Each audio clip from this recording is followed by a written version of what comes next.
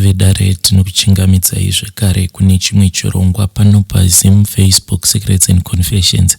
Tadzoka zvekare nemamwe mamessages kana kuri kunzi munenge muchidawo kubatsirwa paprocess yecompany registration, please come to my inbox, then tofataona kuti mungabatsirikana sei. Panongodiwa just a valid passport chete, no need a permit. Rekeiti vatapinda mumamessages edu atadzoka takakubatirai. Pane imwe message iyo yandakatumidzirwa yakabva kune vamwe vanzvadzi vedu avo vainge vakambotitumidzira imwe message before. So message yavakatumidzira iyo yainge yakanyorwa yakanzi #wecanmagic. Morning brother Nashi, ndauyawo nenyaya iya. Info yandava nayo vave nani, ndakanobvunza zvimwe ya kwanzi amai ava vakaroorwa. Mushure mekunge varoorwa amai ivavava vakabva vazorambana nemurume wavo, because murume wavo murume wekuti ainge aine rushusho plus kuwanza madresi. So mushure mekunge vaona kuti murume wavo ainge aine rushusho vakabva vazorambana, ndokubva vazosiyiwa vaine vana vavo vaviri.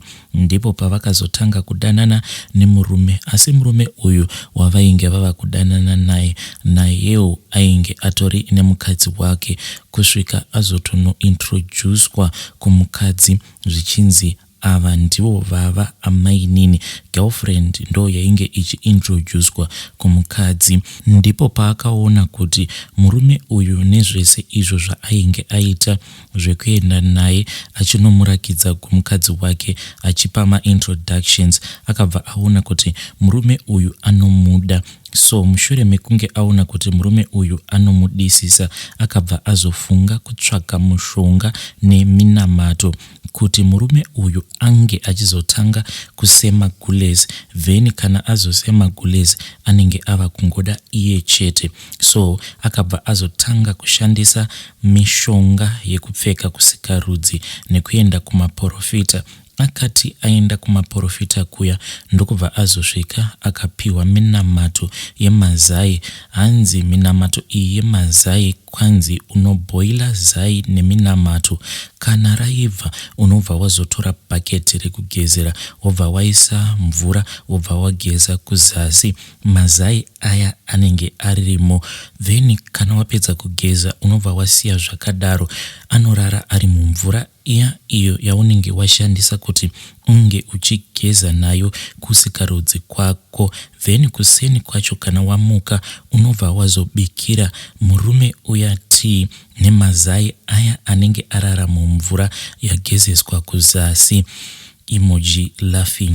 Then zvakazoitika ndezvekuti akabva azotora advice umwe anonzi Cute Flora, umwe anowanikwawo paYouTube ipapapa. So achitevedzera zvacho zvainge zvichitaurwa neiyeye, kwanzi unotora bepa. Mushure mekunge watora bepa wobva wanyora zita remukomana nezvaunenge uchida, wobva wariitira weti yako. Asi unoriitira weti yako yekuseni, then unoitira weti yacho muchigaba. Chigaba ichi chinenge chiine lid, asi chigaba chacho ichocho chaunenge waitira weti chinofanira kuti chinge chiri transparent. Mushure mekunge waita weti wobva wazoisa bepa riya iro raunenge wanyora zita remukomana kana murume waunenge uchidanana naye, then wobva wazovhara, wobva wazotanga kutaura zvaunoda. Asi kana uchitaura zvose zvaunenge uchida, unofanira kuti unge uchichukucha chigaba chiya wobva wazochiisa apo pekuti achizomboonekwi nevanhu. Kwanzi ndiko kunonzi kuisa munhu mubhodhoro. Emojis of laughing faces. Then mukadzi uya akabva azotora imwe yeking onion. Kwanzi iyi yeking onion unotora bepa. Mushure mekunge watora bepa wobva wazonyora zita rako nezita remukomana wako. Ende unofanira kuti unge uchitaura like chitsidzo, as in unobva wati ini Grace, not a real name, newe Peter.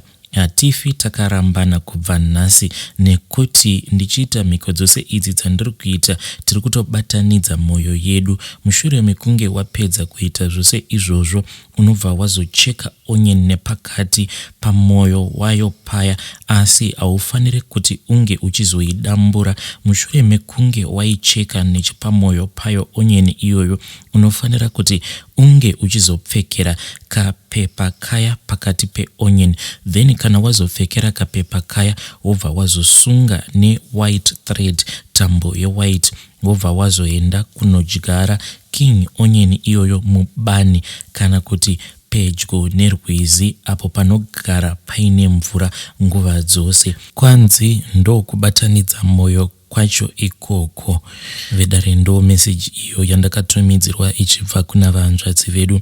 So vanzvadzi vedu vakabva vati ivo vazongogumira nyaya yacho munzira, havana kuzoipedzisa. So please vanzvadzi, dzokai please nepati 2 yacho. Asi hei zvakangoma hazvo vedu we. Regai tibva taenda panyedu inotevera. Nyedu inotevera yakamira sekudai so.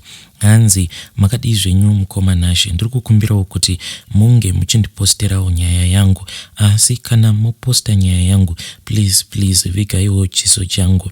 Ndinewo confession yangu iyo yandiri kuda kuti munge muchizoisawo pamhepo. Mukoma, zvakaitika ndezvekudai so. Inini ndainge ndichishanda muSouth Africa kwenguva refu. Ende pane paya pakazomboitika xenophobia mugore ra2008 ikoko. Saka munzvimbo macho umo mandainge ndichigara, pane vamwe chief avo vainge varivo varidzi venzvimbo iyoyo yatainge tichigara. Vakabva vati munhu wose uyo anenge achibva kuZimbabwe aifanira kuti ange achiuya nepasipoti yake. Apawo panguva yacho mukoma, ndainge ndisina kana pasipoti kana bepa zvaro. Apa ndainge ndiine chitakshop changu icho chainge chichitondibatsiridza kuti ndikwanisewo kuti ndinge ndichitoraramisa mhuri yangu kumusha. Zvino zvadaro mukoma, inini ndakabva ndazoshayawo kuti ndoendesa chii. Saka tainge takapiwa deadline rekuti wose anenge asina passport anofanira kuti ange achizobuda muvillage imomo. Ndakabva ndazoshaya kana plan, ndikabva ndatoona kuti pano ndava kufanira kuti ndinge ndichizotengesa chipaza changu ichocho. Ndakabva ndazotengesera umwe murume uyo ainge achibvawo kuMozambique, ndiye wandakabva ndazotengesera chitakshop changu ichocho. Asi murume uyu ndichinomutengesera takshop iyoyo ndakangomutengesera nemari iyo yainge iri pasi, sezvo ndainge ndakaita zvinhu zvangu ndichimhanya. From there on, inini nemurume uyu takazova in good communication. Ndakazoti ndachinja ndichibva kuvillage ndokubva ndazotanga kugara kutown zvino. After that ndikabva ndazotanga kugara kune rimwe location uko kwandinova ndichiri kugara nanhasi uno kulocation ikoko. Ndakati ndichinopinda mulocation muya, ndakabva ndazoona kuti mainge muine mikana yainge yakawandisisa.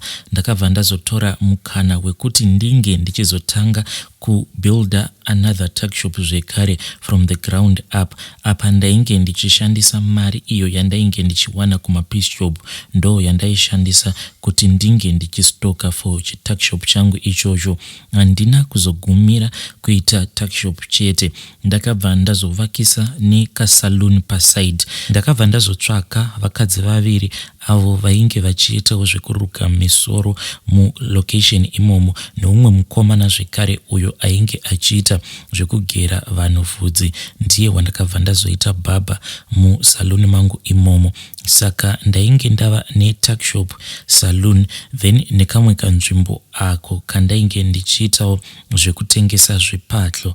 Saka mari mukoma yainge yava kutokwanisawo kutopinda, yainge iri mari yainge yakanaka, iyo yainge ichitopinda muhomwe dzangu.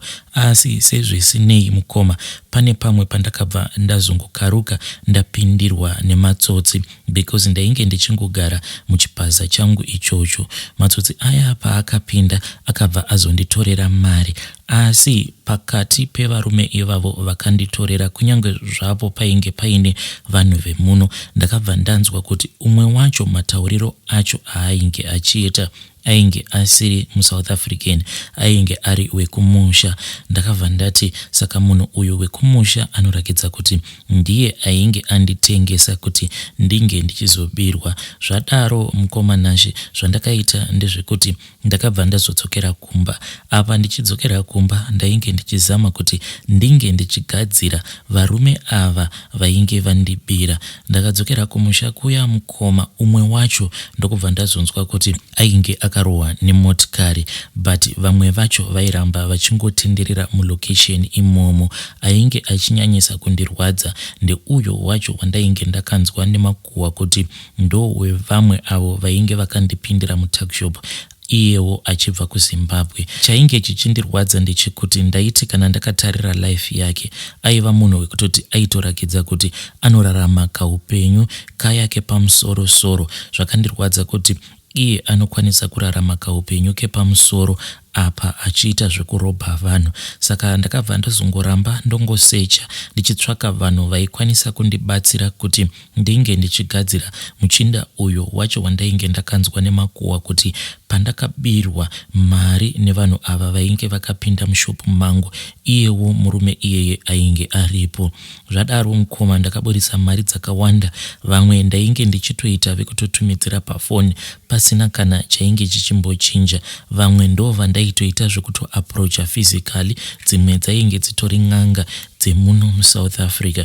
Asi mukoma hapana kana change yakamboitika. Vanhu vaya vaitongoramba vachingoenderera mberi nemabasa avo iwawo ekubira vanhu mari nekupindira vanhu mudzimba.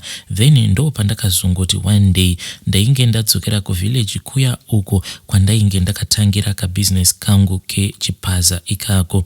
Ndo pandakabva ndazosangana nemurume uyo wandainge ndakatengesera chipaza. Tichinotaura iye akabva ati ndakanzwa kuti wakapindirwa nevamwe vakomana avo vanoita zvekuba, ko chii chakaitika? Ndakabva ndazomuudza zvose izvo zvainge zvaitika.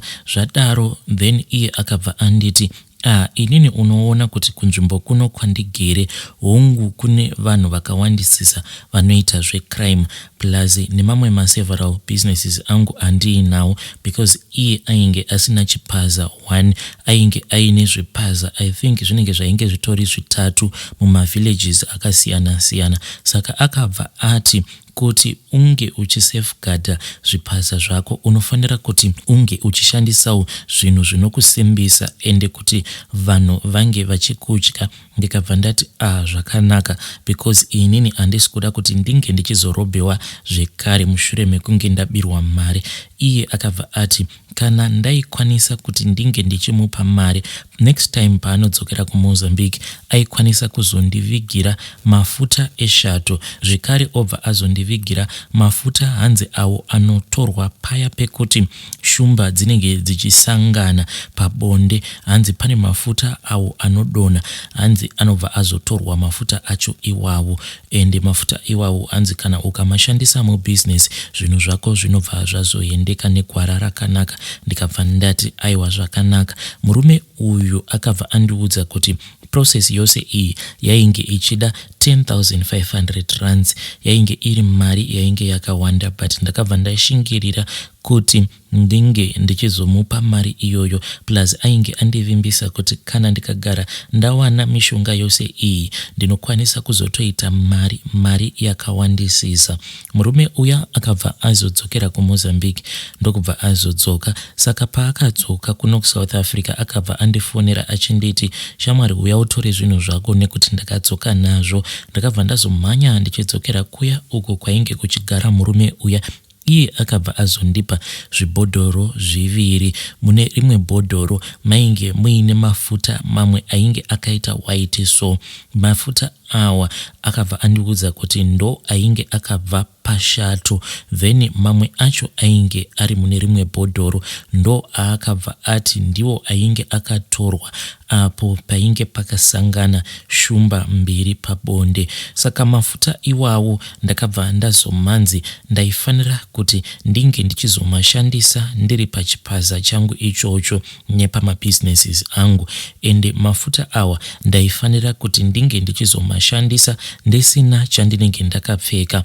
Zvandakaita mhiko dzacho dzandakaudzwa ndedzekuti ndaifanira kuti paya patinenge tachaisa mushure mekunge ndavhara chipaza changu ndaifanira kuzozvikurura nhumbi ndobva ndazotanga kuzvizora nemafuta aya andinenge ndasarudza, ndichitaura zvose zvandinoda kuti zvinge zvichiitika pamabusinesses angu. Then izvi ndaifanira kuzozviita ndakachena ndisina mukadzi wandinenge ndambosangana naye pabonde. Panguva yacho iyoyo ndine umwewo musikana uyo wandainge ndichigara naye, iye ainge ari muSouth African. Saka ndakabva ndazombomupa mari yekuti ange achimbodzokera kumba kwavo ndichiitira kuti asazoziva kuti ndine mishonga yangu iyo yandainge ndichida kuisa pazvipaza zvangu.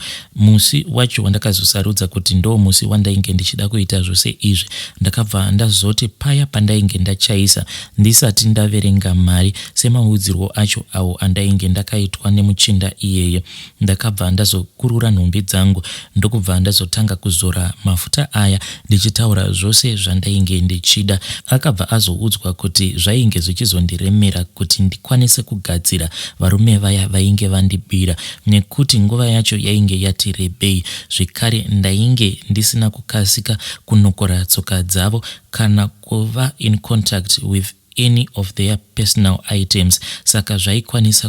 Saka zvaizorema kuti varume ava ndinge ndichizovagadzira. Ndakati ndapedza kuzora mafuta aya ndikabva ndapfeka nhumbi dzangu ndikabva ndaenda apo painge paine saluni yangu ndikaita the same process. Ndikabva ndaenda zvekare pamwe pacho apo painge paine kacontainer ako kataishandisa as in kasmall restaurant kekugadzira zvipatlo nemachips. Ndikabva ndapinda muya, vashandi vangu vose vainge vatochaisa, ndikabva ndatanga kuzvizora mafuta. Then ndapedza ndikataura zvose zvandainge ndichida ndikadzokera zvangu kumba ndokubva ndanorara. Mukoma, chinhu chakandivhundutsa ndechekuti hapana kana kumbopera 1 week ndakangoti umwe musi ndakarara kudai so ndakabva ndatanga kunzwa kuti mumba maiva nechimwe chinhu chainge chichifamba. Saka pandakapepuka mukoma ndakabva ndaona kuti mainge muine gonye iro rainge richipinda mumba. Asi chakandinetsa ndechekuti ko gonye iri rainge rimbori gonye rainge rakaita seiko raifamba richiita noise kudaro. Gonye riya ndakangoriona ka1 ndokubva razongodisappear. Hapana kana kuzombotora mwedzi mukoma mwana wangu kumusha akabva ashayika. Kubva muna 2009 pandakapiwa mishonga iyi, nao ndangosarwa nemwana wangu 1 uyo wandakaita nemukadzi wandakambogara naye, asi mukadzi uyu muSouth African. Vamwe vana vangu 3 avo vandainge ndakaita nemudzimai wangu uyo wandainge ndakasiya kuZimbabwe vose vakapera kufa, ende vana vangu vose ava vachinofa. Zvaiitika ndezvekuti ndaingonzwa gonye iroro richinopinda mumba mandinenge ndakarara. Pari zvino mukoma, zvinhu zvangu zvose zvakastaka, upenyu hwangu hakuna kana kwauri kumboenda. Ndashungurudzika inini mukoma Nashi. Hei vedare, ndo meseji iyo yandakatumidzirwa ichibva kuna mukoma vedu. Zvakangoma azvo veduwe. Saka mukoma vedu ava last message yavakatumidzira iyo yavainge vakanyora vakati ivo ndafunga hangu kuti ndinge ndichizviuraya. Ndabva ndafunga another message iyo yandanga ndisina kutoverenga. Message iyi yandakatumidzirwa nevamwe mukoma vedu. Saka mukoma vedu ava vanga vakanyora vakati, mukoma makadii, ndiri kukumbirawo kubatsirwa.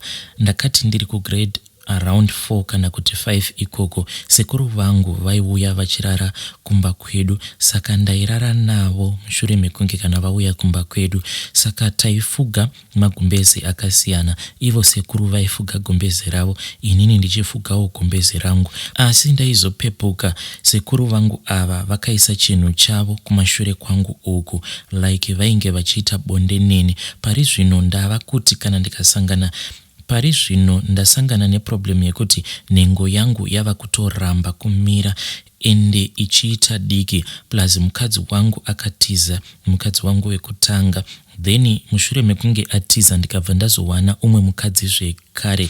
Ndakati ndawana mukadzi wechinhamba 2 akabva atiza, saka ndava kufunga kufa hangu. Ndingararamireiko munyika macho nezvose izvi zvandakasangana nazvo? Ndakatotenga mushonga wemakonzo. Vedare ndo message iyo yandakatumidzirwa ichibva kuna mukoma vedu. Hey, zvakangooma hazvo vedu we. Please, kana kuinewo vanenge vachida kuoffer support kuna mukoma vedu ava, please ngatitaureiwo navo mucomment section. Hey, zvinorwadza hazvo vedu we.